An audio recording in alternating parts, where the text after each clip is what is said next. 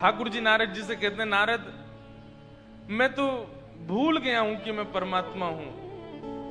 इन ब्रजवासियों के प्रेम पाश में मैं इतना आसक्त हो गया हूं कि मुझे अब आगे की लीला समझ नहीं आ रही, मैं कैसे करूं। ब्रजवासियों को छोड़ के नहीं जा सकता मैं। मैया यशोदा, नंद बाबा, मधुमंगल, श्रीदामा, तन सुखा, मन सुखा, धन सुखा, अरे मेरे प्राण इनमें बसते हैं, वो एक बात है, पर ये लोग ये मुझे देख करके ही जीते हैं। अगर मैं चला गया तो ये इनमें से एक भी जीवित नहीं बचेगा। नारद जी महाराज ठाकुर जी को समझा रहे हैं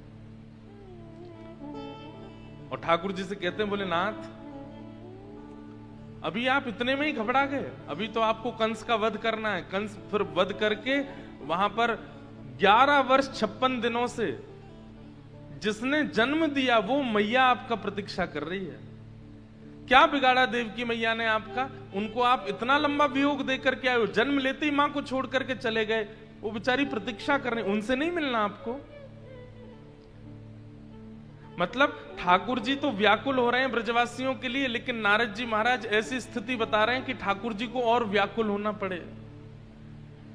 बेचारी रोज राह तकती है, बाट निहारती है देवकी मैया आपकी कि मेरो लाला आवेगो, मेरो लाला आवेगो। और आप तो यहां यशोदा मैया आदि इन सबके प्रेम में ऐसे बंध गए, अब आगे की विचार ही नहीं कर रहे।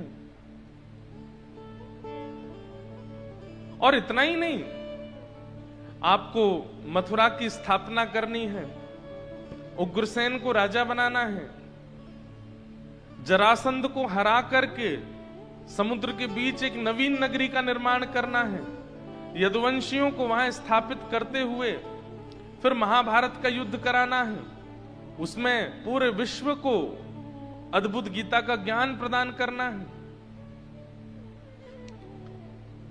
ठाकुर जी अभी बहुत लीलाएं हैं आपकी, और अगर आप ब्रज में बैठे रहेंगे तो उन लीलाओं का संवरण कैसे होगा?